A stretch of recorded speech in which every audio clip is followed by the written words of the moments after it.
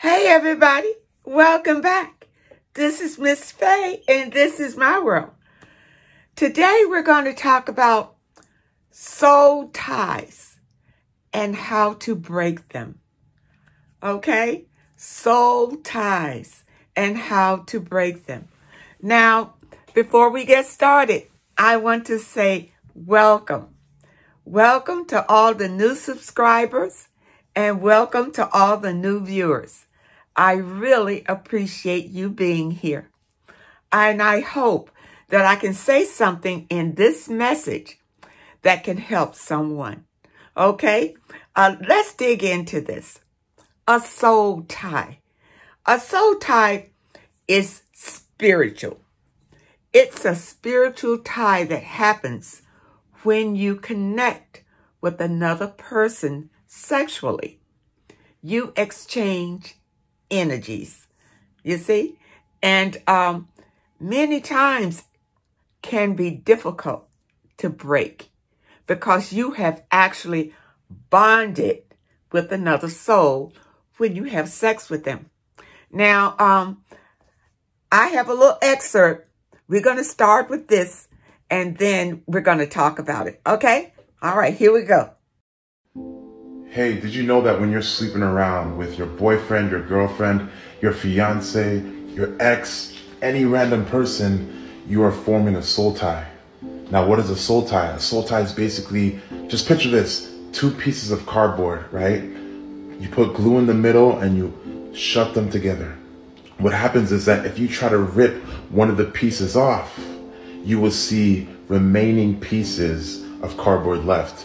This is what we call a soul tie. So when you have sex, it is a spiritual exchange. You are releasing part of yourself, part of your soul into the person. It's vice versa. It goes both ways. There's a spiritual exchange, and this is what we call an ungodly soul tie.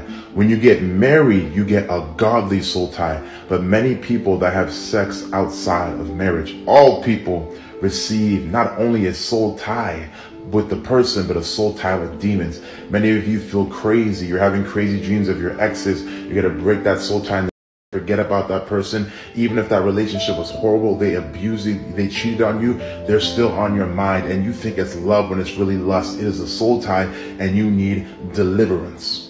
You're seeing your exes in your dream. It's not really your exes. They are demons masquerading as your exes, and they're coming into your dreams, having sex with you, and you wake up in the morning, you're saying, I miss my ex. I miss this person. I miss that person I had sex with last night in a one-night stand. This is demonic. This is demonic. There are a lot of people who are killing because of a breakup, killing because their boyfriend, their girlfriend, their fiance cheated. It's really wrong. It's because there's a soul tie formed. A lot of you receive the person you slept with, you receive their characteristics. If they struggle with pride and anger, if they're crazy, you're going to receive those same spirits, those same character problems. This is why it's imperative to stay pure and to stay away from sexual immorality. Now, if you get married while having soul ties with someone else, you're going to have a problem within your marriage, not just because of the person, but because there's going to be demons being brought into your marriage, and your marriage is going to have issues because of spiritual spouses. Now, those of you who have engaged in sexual relationships with a number of people, that means that you have collected energies from every person that you've had sex with. And those energies affect you. Now, for instance,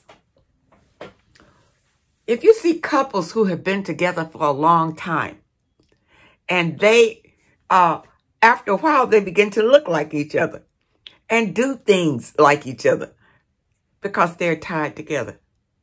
You see, soul ties were meant for married couples. You see, sex was meant when you are partnered up with someone for life. You see, then when you have sex with them, you're tied to them. You become one. But see, in today's society, because of social media, TV, and movies, and magazines, and all of that, Everybody is having sex with everybody. That should not be so, because you're picking up energies from these people. And that's affecting your life. Your life. You see? And if that person happens to be evil in some way, guess what? That evil energy is in you now. And that evil person can influence you through the energy. You understand? Now, if you find yourself in a situation like this, and I'm not talking to the ones who have been celibate for a while. If you've been celibate for a while, you probably have broken the soul tie. You probably don't still feel connected to the last person that you were with, or one of the people that you were with. You understand? That's what it is. When you're still thinking about a person and you can't function, you understand? It's because you are still bonded to them. Now, I'm going to talk about myself here. My last relationship, I was with him for a period of time, and I was soul tied to this person. You see? And when our relationship broke up, it took me a while before I could even sleep. I could even sleep because I was used to that person being there. And tell you the truth, I could still feel him being there, even after we broke up. That's a soul tie, and you want to break that because you don't want to take that into another relationship. It can be very detrimental to your life. Now, the way that I broke my soul tie is I went inside myself through meditation. And I asked the divine to break this tie. You see? Now, if you're a praying person, pray and ask to be freed from this tie. You see? Now, the thing about it, once you're free from the tie, you need to be celibate for a while to clear your energy out. Okay? Celibate. Don't be afraid of being celibate. Be celibate to clear yourself out. And I say you should be celibate at least a year. I say at least a year. You see? It worked for me. You see? Now, don't jump into another relationship and have sex because now you're going to be tied to this guy or this person. And you might not even know this person. That's the thing. That's why I say take your time with new people into your life. You don't want to bring all kind of energies into your environment because that will affect your life. You see? You see a lot of people going around here being miserable all the time and hateful all the time and things like that. It's the energy. It's the energy. Now, ladies, I know those of you who are still sexually active, you see, you'll go out and you'll meet somebody and you'll like them. And because you've been conditioned that sex is all a part of meeting somebody, here you go. You have sex with them. Then later you find out you don't even like the person. But you've already bonded to the person through the sexual experience. Now you got an ungodly soul tie with this person. It's a spiritual soul tie, and it can only be broken through spirituality. You understand? So like I said, if you pray, ask the divine to break you from this tie. Now, I went into meditation. I went into raising my vibration. And what that does, it gives you a new perspective on a lot of things, on life. Just doing that. And I'll put a link in the description. There's a site. It's called All Things Spiritual, and it's a sister site. And on there, you can find vibrations to lift your energies. And you can find meditations there. If you need guided meditations, you don't know what to do or to say, it's there.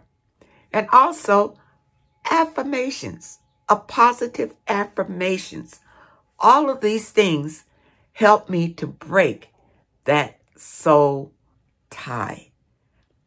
Soul ties are a serious thing. Now, if you're in a marriage, of course you're going to bond with your husband. You understand? Bond with your husband. But if your husband is toxic, if he is toxic, that toxicity is going to affect you. And you know that. It probably, if you're with a toxic person, it will affect you. People, take your time when you meet people. Don't jump and have sex with them. You know, I get letters from young ladies who are still out here having sex with people. You are creating soul ties. So, and they say it's an ungodly soul tie because you really weren't meant to come here and just have sex with everybody that comes along. Everybody that you are infatuated with, you weren't really meant to just have sex with them. You were meant to have sex with your partner, your life partner, and procreate and have children. That's basically what the sexual experience is about. You can look in the animal kingdom and see that. You understand? But man has perverted the experience. And for man, he doesn't see anything wrong with going out here, having sex just for the sake of pleasure. This is detrimental to your soul, people. Detrimental to your soul. And it affects your well-being too. Because you got the energy from someone else attached to you. And unless you are with that person, you don't want all these energies attached to you. You really don't. And then you're transferring it to the next person. And the next person. And the next person. You see? It needs to be cut. If you want to have a happier life, first, be celibate. Be celibate.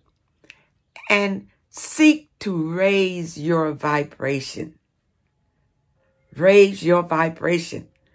Because the higher that you go, the less toxic people that you will come in contact with.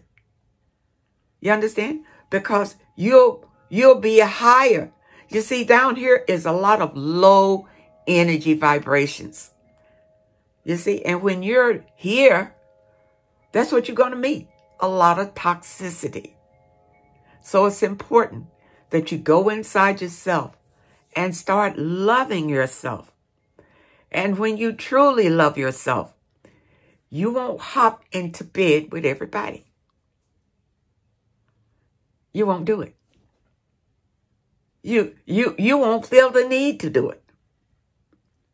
You won't feel the want to do it. You understand? You'll want to protect your energy.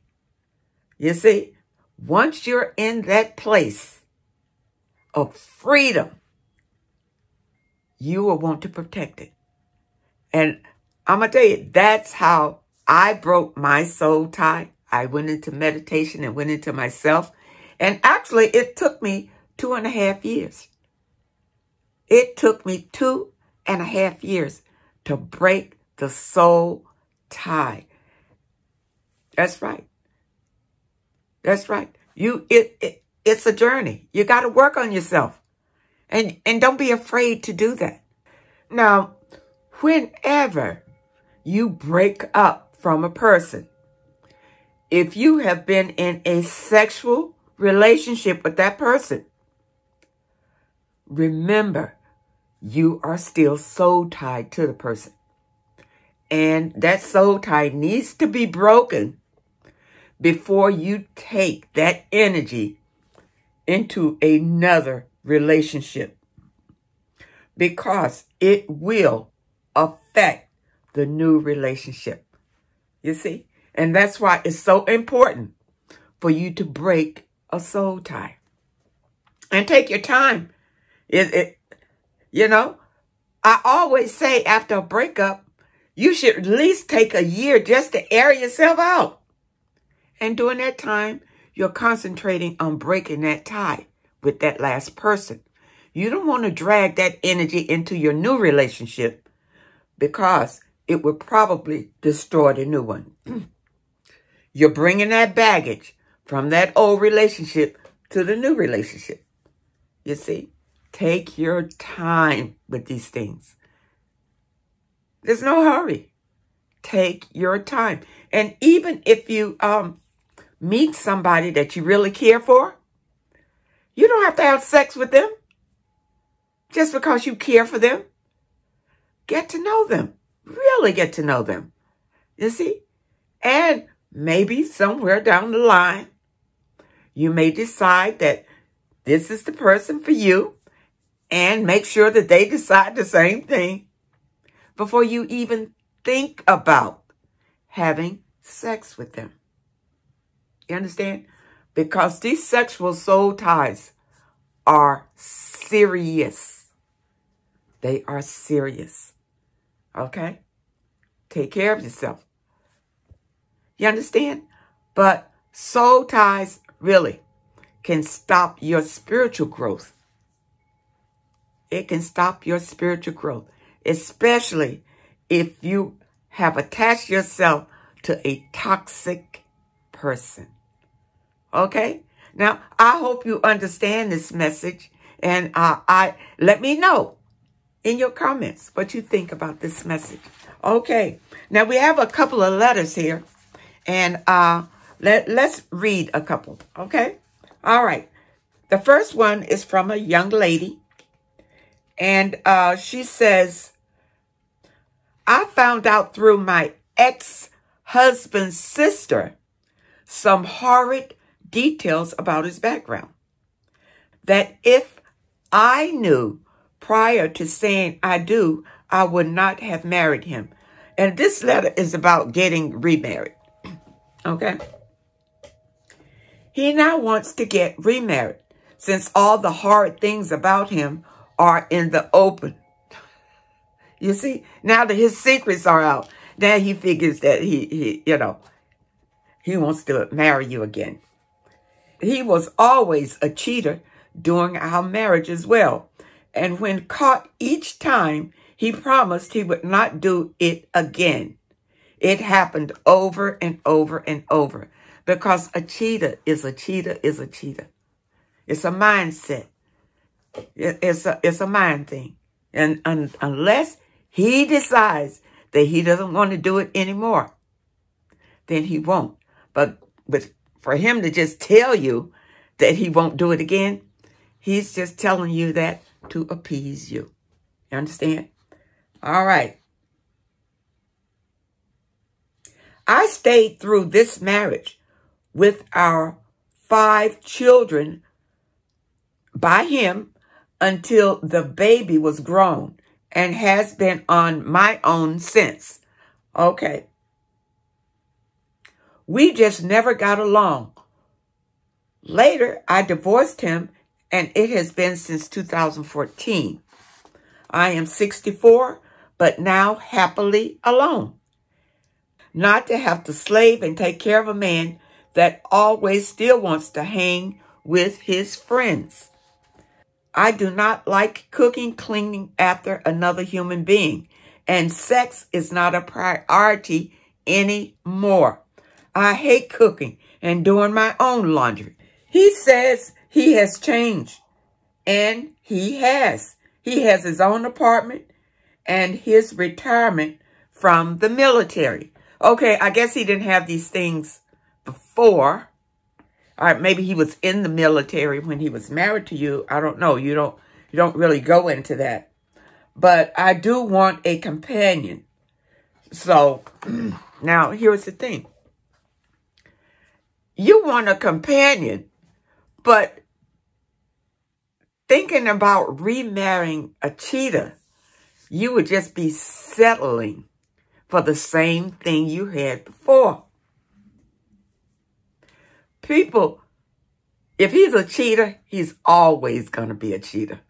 You see, now he's probably just wanting to, he's in an apartment, and I don't know if you said where you are, but anyway, it looks like he wants to come back to you, but that doesn't mean that he's not going to cheat on you. See, the first time when he was married to you, he opened that cheating door. And he lied to you during the whole marriage that he was going to be faithful. And he wasn't. Now, what makes you think that he's different now? I don't see it. I don't see it in the letter unless it's something that happened that you didn't tell. But you also say that you don't want to clean or cook or any of that for anybody. So you don't want to marry him, period. Because when a man marries you, those are the things that he wants. He wants sex. He wants you to clean his house. And he wants you to cook for him. And he wants you to be there for any other needs he has. That's why a man marries you in the first place. So if you don't want to be a slave to him, then you really don't want to marry him, period. Maybe you don't want to marry anybody. And it's a great thing to be alone. It's freeing. It's freeing.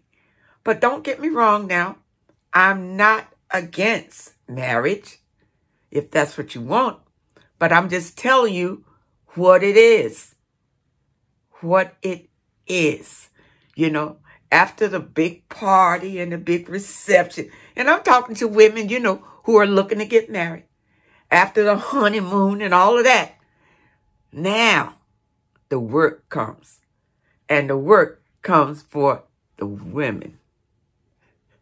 That's when your job starts. With him, you may have an outside job, but now you got two.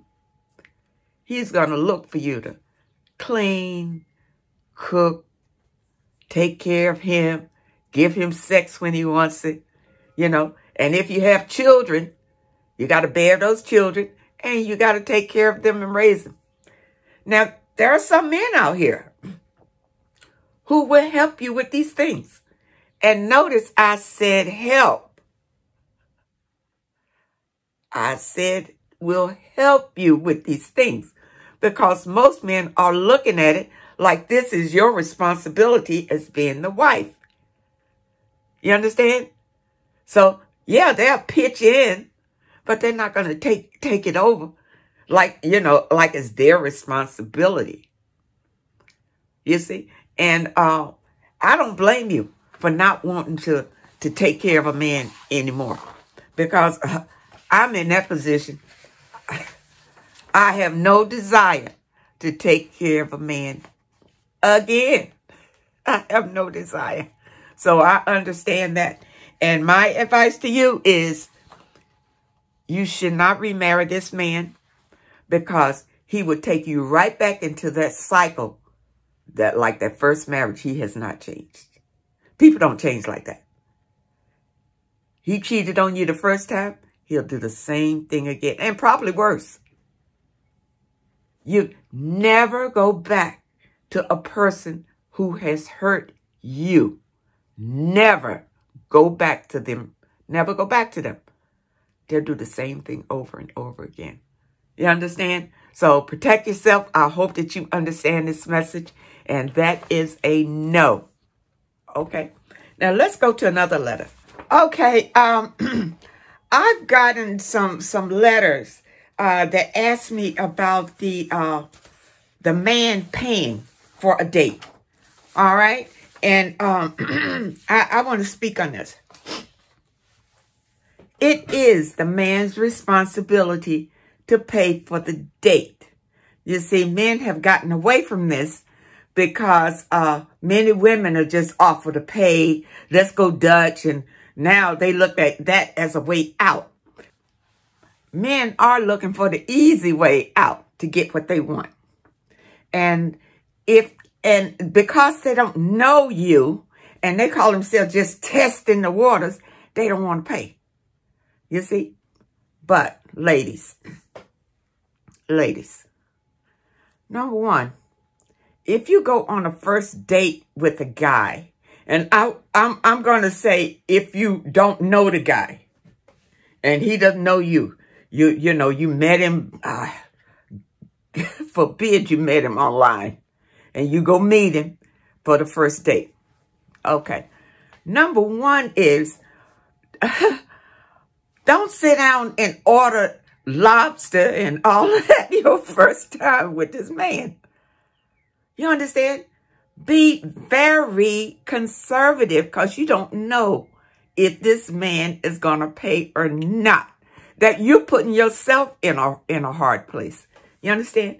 Number one, when you meet the man together, all right, you want to be observing him. Okay?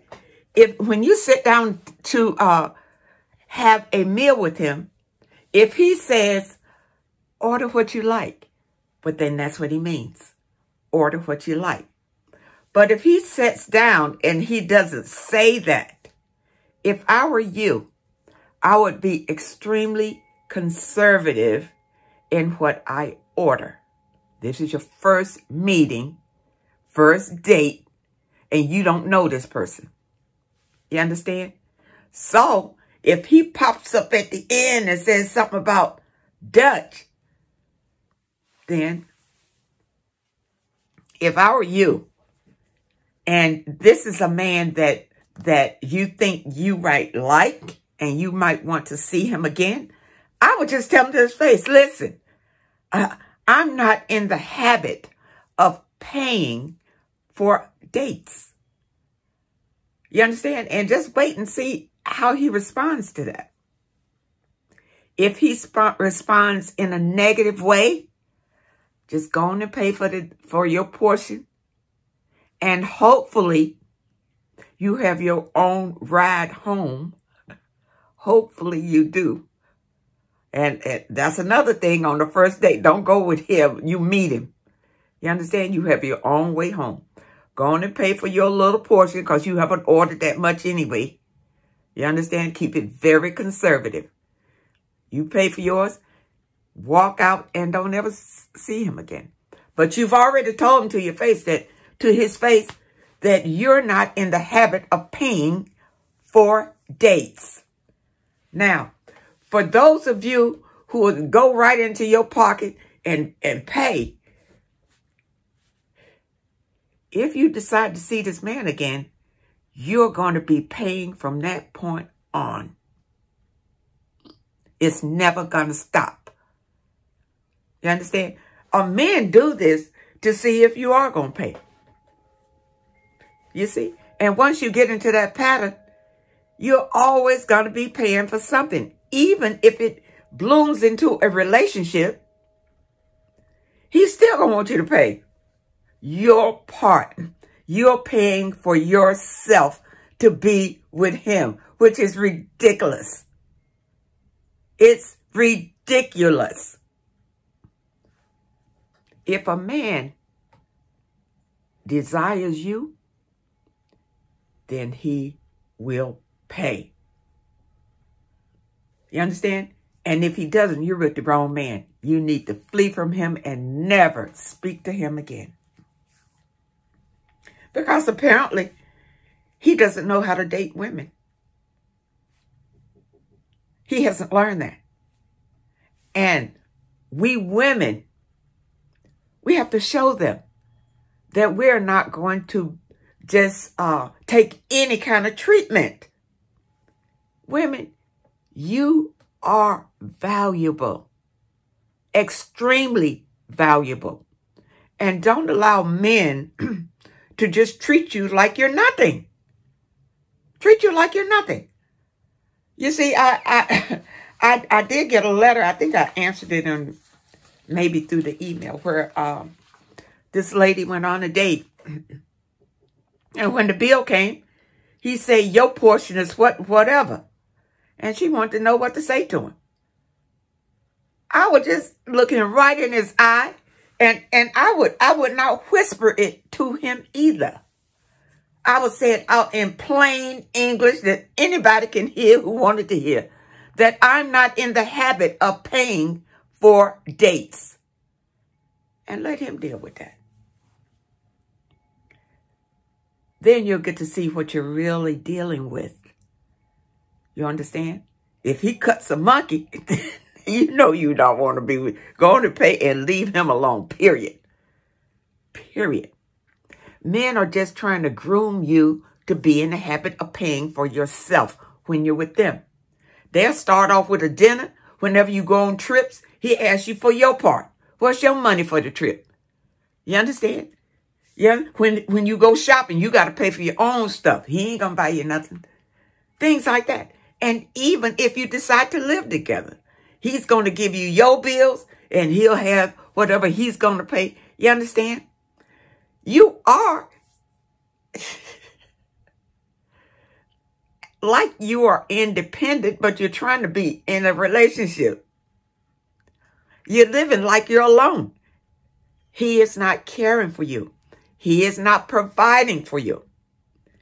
If a man cares for you on a date, and this is the thing, even if you go on a first date, and if he wants to continue seeing you, and if he views you as a valuable person to him, paying for the meal won't be an issue.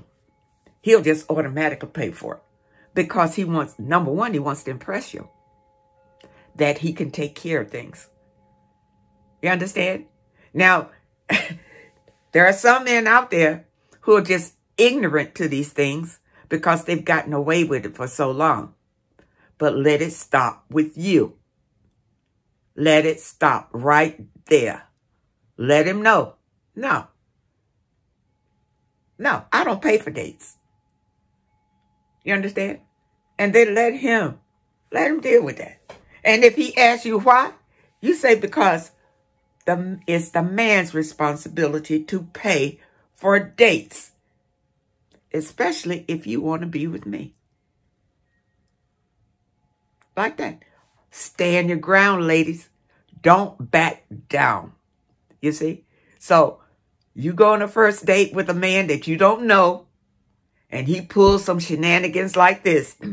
Don't go there and unless the man says, order what you want. Don't do it. Be very conservative. Number one, don't go on a date hungry. Or you going to want to order some big old meal. You see? Eat before you leave the house. So when you go there, your mind is on observing him, not just going out to eat. You understand? You go on a date, you trying to find out who he is. That's the thing about a date. Not going, somebody just taking you to go eat somewhere. You're not learning anything like that. But you want to see how he handles you, whether he opens the door for you or does he help you with your coat? Is he attentive to you when you're having dinner? Is he always in his phone or is he talking to you? Is he trying to get to know you? You see? Men who want to be with you, really want to be with you and cherish you, asking you to pay for a date won't come up. But men who could take you or leave it, they will. Because they don't really cherish you anyway. Number one, they're probably just looking at you like a sex object anyway. They're not looking to put their heart in it, you see, or build anything with you. They're just with you, probably with sex on the mind. And once they get that, they'll probably leave you anyway. You understand? I suppose that this can happen when you have, you don't know the man. This is your first date. Maybe you've been talking to him on social media or whatever. And then he'll pull that on you. You see, because he just figured he just going through the crowd. Going through the crowd. And also, be careful of men who ask to meet you in a place where people are eating. Like meet you at a restaurant or a cafeteria or something like that where people are eating. And then he never asks you, would you like something? Would you like to have a drink, a coffee, a water? If he doesn't do that, cross him off. Cross him off. Because he is not the man that would care for you. See, you want a man who wants to make sure that you're good. You're good all the time. And if he doesn't do that in the first meeting, cross him off. Don't look for people to change down the road, because usually they don't. When you meet someone, just keep in mind that you actually are meeting their representative. And this is the best that they are when you first meet them. You see? So if he shows up shaky the first meeting, you don't want to be bothered with him, because this is his best representative. You see?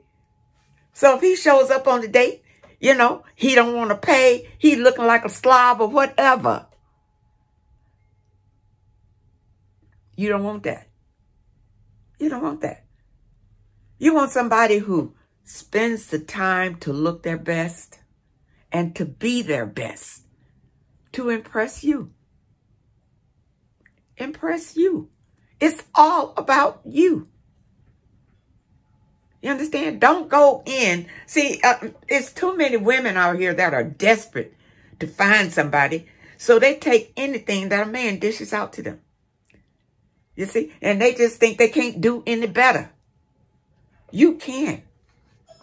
You can have anything that you want in this life, but you got to believe that you can have it. You understand? Okay. We got a little short letter here. I think I'm going to try to read this one. My questions are, should a woman get married or be with a man to have more than one income? And if not, can they get what they desire financially on their own? I'm asking more or less for younger women in their teens and 20s. If you're in your teens or 20s and just starting out, you think about yourself and you worry about yourself. Don't worry about a man. The world is your oyster, okay? And you can have anything that you want in it. And don't go into your life thinking that you need a man because you need two incomes. You see? You have the ability to make the income that you desire. So you desire enough income that can support you. And if you want to have children, you want an income that can support you and your children. Don't go in it with the man on your brain. You see, that was a time way back in history when women, could think about the men or whatever. But even during those times, a lot of women were mistreated once they got into these marriages. During those days, the men could beat the women up. I mean, physically abuse them. And there was no recourse for those women. But they wanted to get married, and they wanted the income, and they wanted to be in the house and whatever. But today, women can have it all, and you don't need a man to get it. Understand? Whatever your desire is, you go for it. You focus on your goal. and you go for that. Now, along the way, if a man approaches you and wants to support you as you go toward your goal, and you feel like, you know, he's a good match for you, there's nothing wrong with that. You can go for that. But don't start your life looking for a man because you have been told you need 2 incomes. Understand? I dated a man who told me you need 2. That's a mindset. You need 2. You don't need 2. You never needed 2. You can do it on your own and be happy on your own. Even if you're doing it on your own and you still would like male companionship, you can still have a life partner, a monogamous life partner, and you don't even live together. He has his own and you have your own, and then you have a meeting of the minds. You understand? To me, that sounds like paradise. That sounds like paradise. Because, ladies, just remember, as you go up the ladder, do not date down the ladder. Ever. Ever. Because if you do, the man will pull you back down. He gets jealous. You growing too fast. You're making too much. He doesn't have it. You understand? It's a lot of conflict. Date up. Date up. You see? But you're not dating him just because you want his money. You date him or be with him because you would like a companion. So you're going to look on the inside of this person, not the money he's making, because that's a trap. That's a trap. You could get somebody with a lot of money that mistreats you and makes you very unhappy. Put you in a box that you can't move.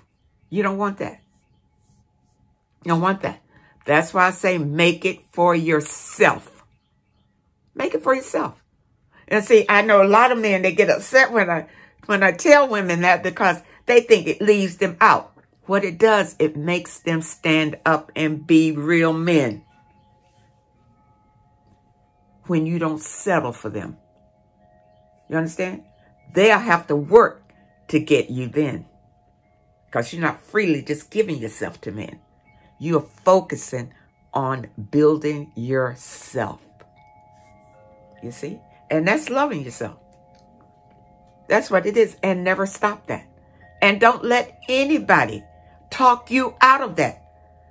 You understand? I know our families want us to get married and have children and all of that.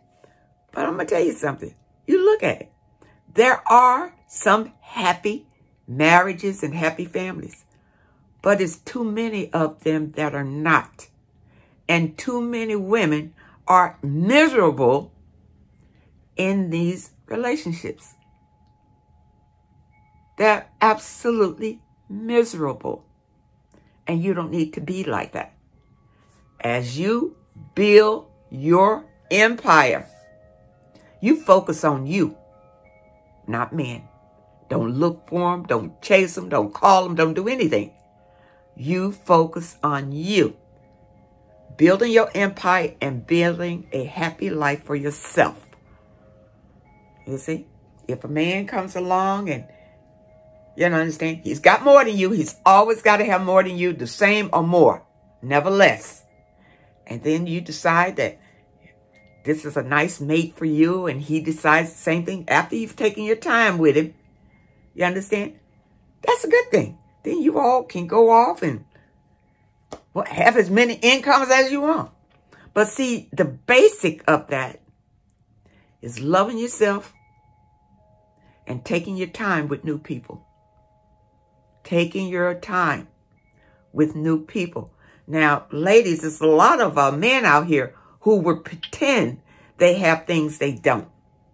They have, I've met men, they had land, they've had property, apartments, all kind of crap.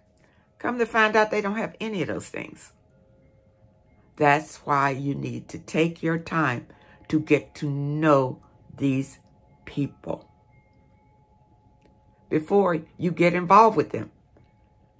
You understand? So don't be out here just having sex with everybody.